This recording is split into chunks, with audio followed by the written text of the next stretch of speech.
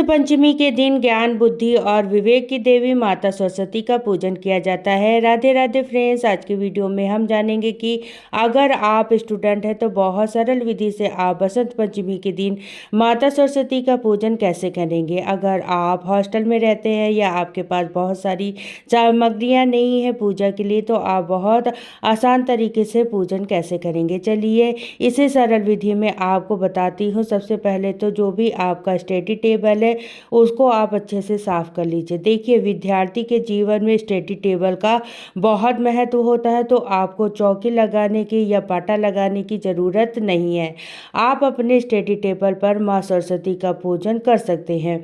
और हाँ, अगर आप विद्यार्थी हैं तो आपका पूजा करना ज़रूरी है। आप देखिए, स्टडी टेबल को मैंने अच्छे से साफ कर लिया है। उसके बाद कोई भी प्लेन पेपर हम ले लेंगे। वाइट कलर का प्लेन पेपर हमें लेना है। चार्ट अगर आपके पास है आप वो ले लीजिए। साइड सीट है तो वो भी ले सकते हैं, या आपके पास छोटा पेपर है साइड सीट है तो दो ले लीजिएगा। आप इस तरीके से देखिए, प्लेन पेपर ले लिया है। उसके बाद आपके सिलेबस की जो भी बुक है आप उन्हें बुक को यहाँ पर विराजमान करें। बुक को यहाँ पर स्थापित कर देंगे। और अगर आपके पास माँ सरस्वती का फोटो है तो आप फोटो भी लगा सकते हैं, नहीं तो आप बुक्स का भी पूजन कर लीजिए।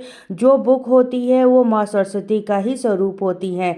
सबसे पहले हम अपनी बुक्स को नमस्कार करेंगे, माँ सरस्वती को नमस्कार करेंगे। उसके बाद हम एक दिया जलाएंगे। दिया की व्यवस्था आप कर लीजिएगा, अगर आपके पास दिया की व्यवस्था हो जाती है तो। और आप दिया जलाएं। अगर दिया नहीं मिल पाता है तो कोई बात नहीं, आप धूप जलाकर भी पूजन कर सकते हैं। धूप आपको आसानी से मिल जाएगा, तो यहाँ पर धूप दीप हम जला देंगे। उसके बाद हम माँ सरस्वती का तिलक समर्पित करेंगे।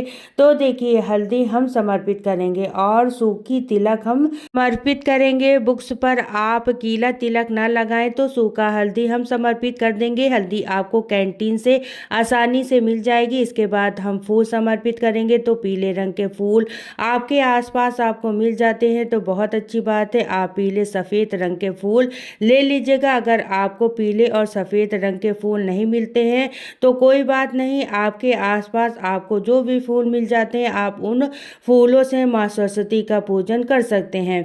इसके बाद भोग के लिए कोई मिठाई मिल जाती है तो कोई फल मिल जाता है तो आप वो भी ले लीजिएगा, नहीं तो टॉफ़ी तो बच्चों के पास होती ही है, आप टॉफ़ी से भी भोग लगा सकते हैं। माँ सरस्वती बच्चों के भाव देखती है। सामग्री का उतना महत्व नहीं होता है, इतना आपके भाव का महत्व होता है। इसके बाद हम जल समर्पित करेंगे। तो अगर आपके पास तांबा पीतल का या लोटे का पात्र नहीं है तो कोई बात नहीं, आप गिलास या कटोरी आपके पास है उससे अच्छे से साफ करके उस पर भी आप माँ सरस्वती को जल समर्पित कर देंगे। और हम दक्षिणा समर्पित करेंगे। तो दक्षिणा आप जरूर से समर्पित करिएगा।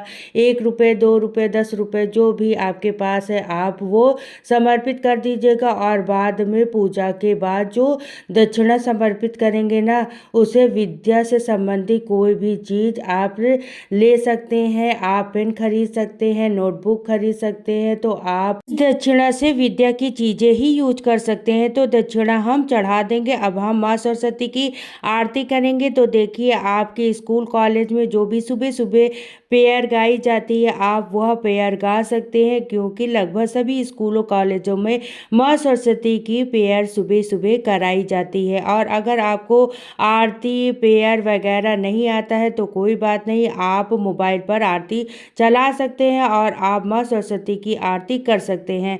आरती करने के बाद माँ सरस्वती को धूप दीप दिखाएंगे। जो आपकी बुक्स है उनको धूप दीप दिखाएंगे और हाथ जोड़कर पूजा में रही कमियों के लिए माँ सरस्वती से क्षमा याचना करेंगे और विद्या बुद्धि विवेक ज्ञान प्रदान करने के लिए माँ सरस्वती से प्रार्थना करेंगे। तो इस तरीके से हमारी पूजा पूर्ण हो जाती है। पूजा के बाद में जो जल है आपने लिया है वो आप सूर्य देवता को अर्घ दे देंगे। और जो भी भोग प्रसाद आपने चढ़ाया है, चाहे आप टॉफ़ी चढ़ाइए या आपने मिठाई चढ़ाई या फल चढ़ाए, वो आप सभी बच्चों में बांट सकते हैं। आसपास जो भी बच्चे हैं, जो भी आसपास विद्यमान विद्यमान है उन सब में प्रसाद के रूप में बांट दीजिएगा। पूजा के कुछ समय बाद आप जो भी अपनी दक्षिणा चढ़ाई है वो वैसे की वैसे मैंने आपको बताया कि आप इनसे अपनी कोई भी पेन पेंसिल जो भी विद्या की संबंधित नोटबुक वगैरह खरीदते हैं तो इस तरीके से आपकी पूजा पूर्ण हो जाएगी। आप जब दिया शांत हो जाएगा उसके बाद आप ये